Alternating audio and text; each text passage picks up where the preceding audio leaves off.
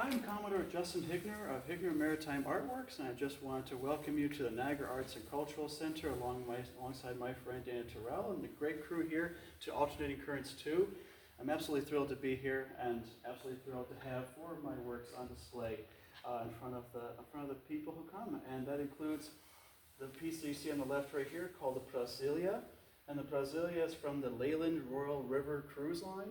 And it's a company and a name and an identity that I've created essentially for the sake of making a narrative that these ships actually sail in. And actually the Brasilia is one of about 300 different pieces I've made over the years of various sizes. Some of them are even 15 feet long to 1 foot or less, and of different scales. This one has a particular scale because when my family used to go to McDonald's, we used to get our essentially Happy Meals and everything, and the figures happened to be of a certain height that they needed spaces, as I was doing these anyways, that they could move around with enough headroom. So the same scale has remained true to this day.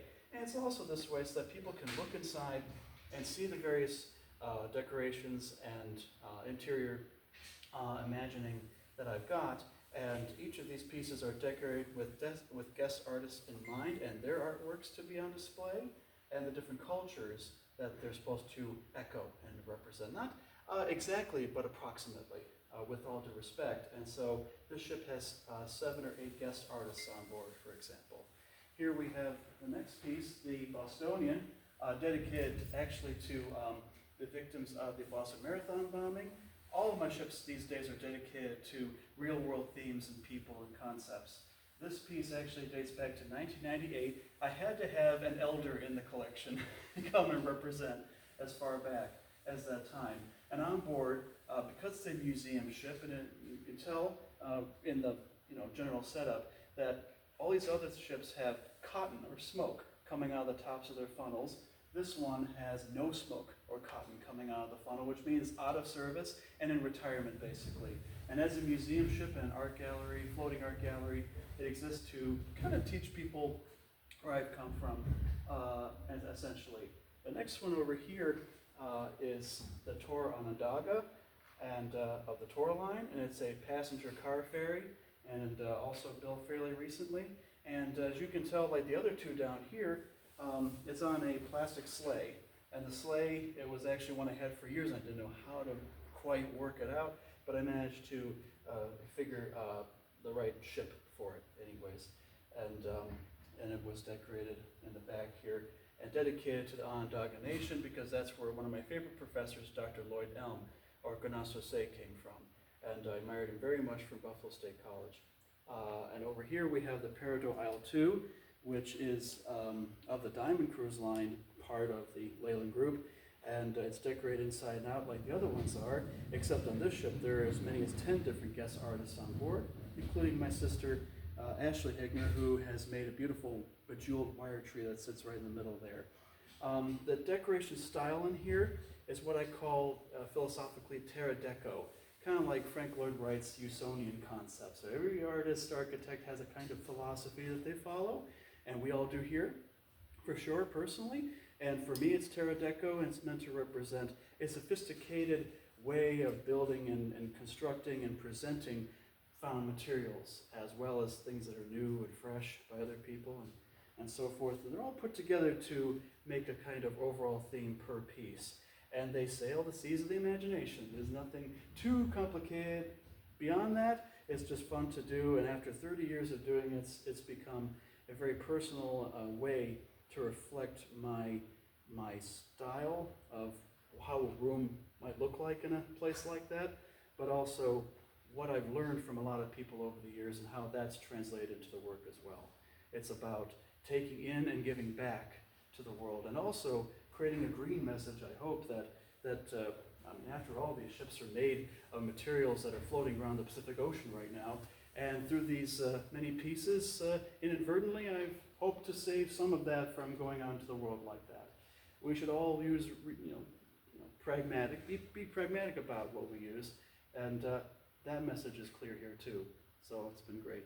It's been great being here, and I really appreciate all the support from anybody who comes to see it. Kids like looking at them too. They really like it. Yeah. Can you tell us about how local art and artists factor into your constructions? Yeah. Oh, as I visit different booths and different people and individuals over the years, how they've inspired me is how they've used materials that they've used, like oils and fabrics and the yarn, different patchworks. How they've reflected back to me is that, it just encouraged me to add more depth to each room, or add more depth or essentially texture to the overall concept. The more layers that there is within each room, the more someone will want to look in further. And then as their work is on display inside of each room, it not only advertises them, but also helps to enhance what they're doing too. So if I really love something, or really find myself loving something that I want to preserve for its own sake, then I want to kind of take that and put it within my works.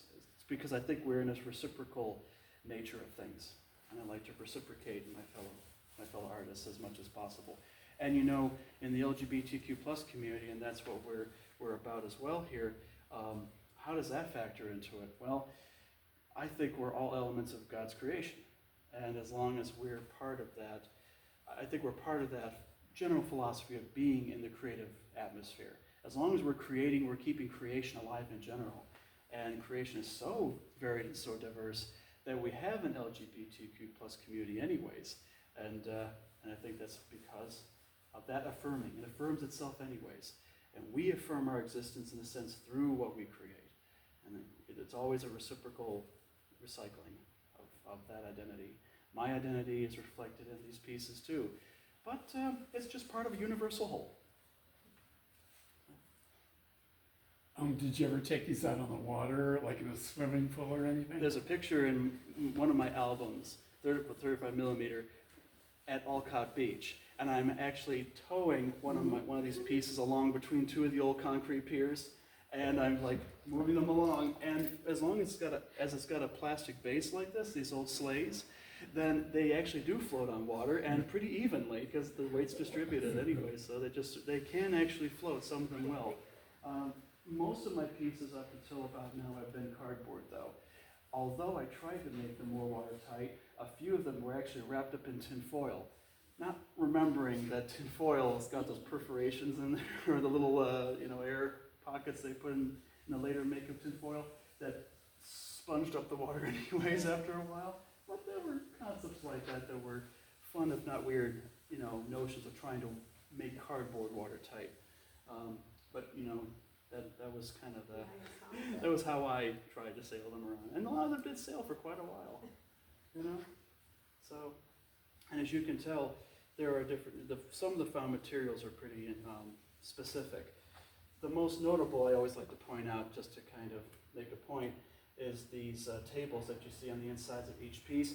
The tables are spent masking tape rolls, and they've been covered over and decorated and repurposed, and they just set the whole room. I don't need chairs, I don't need anything else. You kind of get the idea. It's the abstract that actually creates all that the message requires. And then you put on the other artworks around it, you get those pops of color in there. Like any other room, what makes a well-decorated room? Everybody has its own space. And as long as everything has its own space, it works with the overall idea.